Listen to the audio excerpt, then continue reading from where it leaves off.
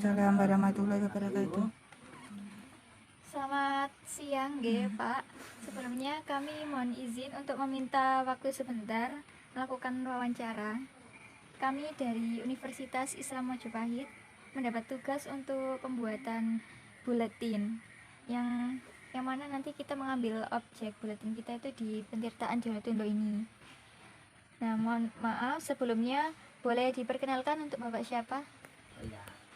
Selamat siang juga untuk adik-adik dari mahasiswa Universitas Islam Majapahit, Mojokerto ya. Ya, perkenalkan nama saya Muhaimin.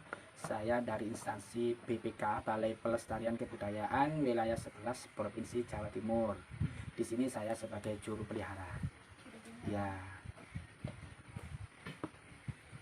Bisa dijelaskan untuk awal mula tempat ini didirikan dan bagaimana akhirnya bisa diresmikan menjadi tempat wisata? Oh iya, Candi Jolotundo ini dulu sejarahnya ditemukan oleh arkeolog Belanda pada tahun 1885. Menurut penelitian juga candi ini merupakan sebuah peninggalan kerajaan berdahulu, istilahnya zaman kerajaan Mataram kuno.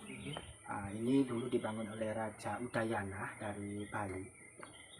Tepatnya candi ini dibangun di lereng Gunung Penanggungan sisi barat secara geografis, menghadap ke barat juga. Tepatnya ini di anak gunungnya namanya Gunung Bekel. Ini ada di Desa Seloliman, Kecamatan Trawas, Kabupaten Mojokerto. Ini berdiri 540 meter di atas permukaan laut. Ini dulu peninggalan kerajaan berdahulu.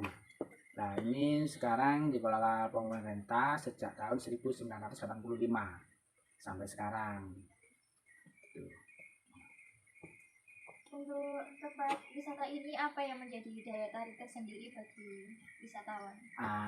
Untuk tempat ini daya tariknya Candi Jolotundo ini sekarang mempunyai dua fungsi ya. Ini fungsi untuk religinya, untuk kegiatan spiritual dan keagamaan. Satunya untuk fungsi sosialnya, itu untuk tempat wisata. Daya tariknya untuk fungsi religinya di sini dibuat pengunjung itu orang-orang spiritual untuk meditasi, pengobatan juga.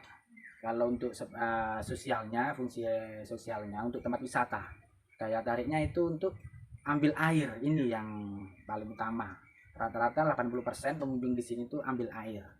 Itu daya tariknya. Terus tempat mandinya itu banyak kepercayaan juga. Kalau mandi di sini bisa untuk buang kesialan, biar kelihatan auranya memancar, awet muda, dan untuk pengobatan terutama airnya, karena kualitas airnya ini sangat bagus karena kandungan dalam airnya ini termasuk pH-nya udah pH basah, oksigennya sangat tinggi, mineral sangat tinggi, jadi bagus untuk kesehatan di sini. Lanjut. Bagaimana turut serta warga sekitar dalam melestarikan tempat wisata ini? Untuk warga sekitar biasanya untuk melestarikan cagar budaya ini ya untuk menjaga keamanannya juga di sini, menjaga keamanannya, terus ikut merawat, meskipun nggak ikut merawat secara langsung tapi dalam arti keamanan. Itu untuk melestarikannya. Dan untuk warga sekitar, mereka di sini ada lembaganya, istilah lembaga masyarakat desa hutan, termasuk tempat parkir, yang jualan itu termasuk dari daerah sekitar. Untuk melestarikan itu mereka menyediakan kebutuhan untuk spiritual di sini, termasuk untuk dupa, jerigen untuk ambil air juga seperti itu. Apa saja dampak-dampak yang dihasilkan dengan adanya tempat wisata ini secara sosial maupun ekonomi? Kalau untuk dampak-dampaknya pasti dampak-dampak positif ya untuk warga sekitar, karena untuk warga sekitar di sini bisa berjualan untuk mengangkat ekonomi masyarakat sekitar. Dan dampaknya juga airnya di sini itu sebagian dialirkan ke warga sekitar. Itu dampak positifnya, sebagian untuk candi, sebagian untuk warga, karena bisa mengairi ladang untuk kebutuhan sehari-hari juga. Adakah tradisi khusus yang bisa dilakukan warga sekitar di Pentirtaan Jolotundo ini? Tradisi ada memang, itu dilaksanakan 1 tahun sekali pada setiap bulan Suro. itu warga sekitar itu melakukan ruwat sumber. Ruwat sumber itu apa ya, istilahnya syukuran, karena sudah bisa menikmati dari apa sumber di sini. Itu untuk ya itu tadi mengair ladang untuk kebutuhan sehari-hari, untuk minum atau apa ya. Mereka itu 1 tahun sekali pada bulan Suro itu merayakan syukuran di sini. Satu rumah itu diwajibkan membawa setumpeng dan diajarkan doa bersama di sini sama sesepuhnya. Mereka nih Bu, sinten mau? Warga Seloliman di sini sekitar. Cuma 1 hari atau selama 1 bulan? Biasanya ada beberapa acara, tapi acara intinya di sini untuk rawat sumber. Biasanya hari kedua itu ada acara kesenian di kampung. Ya, dilanjutkan seperti itu. Bisa dijelaskan, kan ada berbagai tempat ya. Ini untuk yang ini tuh untuk apa? Terus yang di depan-depan itu sama yang di atas itu untuk apa? Untuk tempat seperti ini kasih sama pendopo. Untuk tempat nyantai-nyantai aja, fasilitas untuk makan atau istirahat. Kalau yang di atas itu, yang di payung itu dimanfaatkan oleh pengunjung religi. Di sana yang ada kepentingan aja boleh di sana untuk ritual meditasi. Ya. Kok katanya nggak boleh ambil foto di sana? Ya, karena itu tempat sakral pundernya. Jadi yang hanya berkepentingan apa untuk meditasi atau berdoa bisa ke sana. Seperti itu.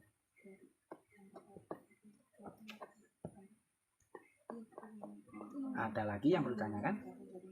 Untuk jadwal jadwal wisatanya itu boleh dari kapan? Untuk masuknya itunya tutupnya itu gimana gitu, bisa dijelaskan lebih detail gitu gimana? Candi Jolotunda ini dibuka 24 jam setiap hari.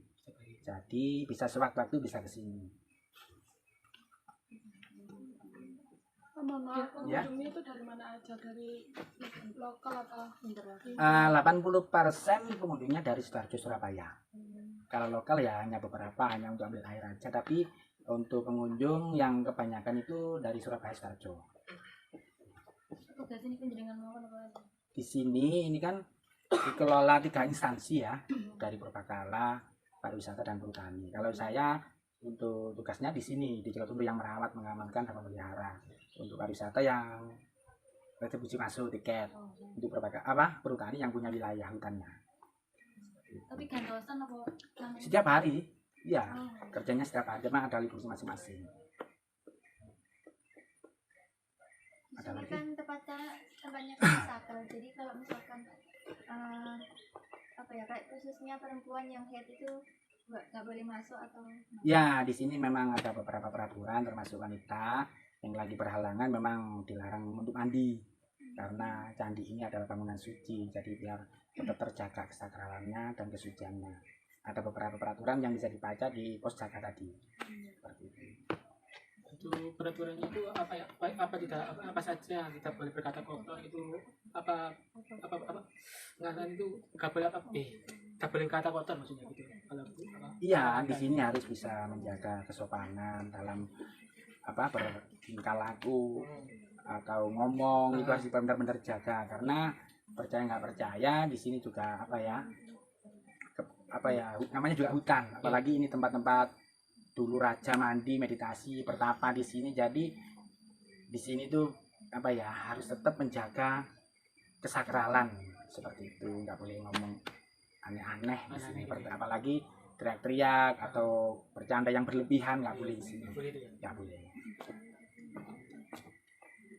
Ada lagi? Sini pernah disewa untuk apa gitu?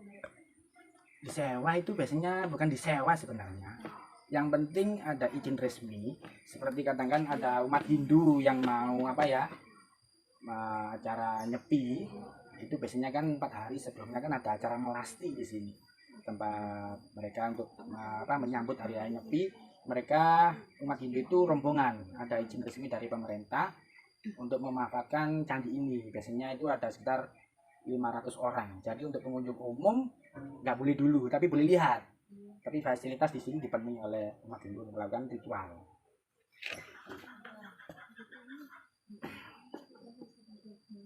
Ambil air itu bayar?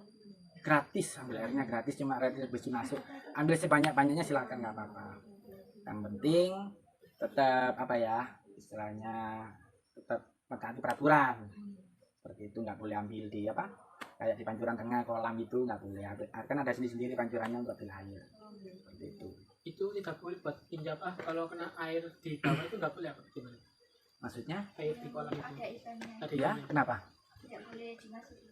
Iya, tapi juga namanya pengunjung kadang ada yang bandel juga, tetap masuk seperti itu. Biasanya ada anak-anak, biasanya hari Minggu itu banyak, kita sudah menegurnya, mengingatkan, tapi ya tetap kita ingatkan terus kalau nggak boleh, tapi kita tinggal sebentar masuk lagi seperti itu.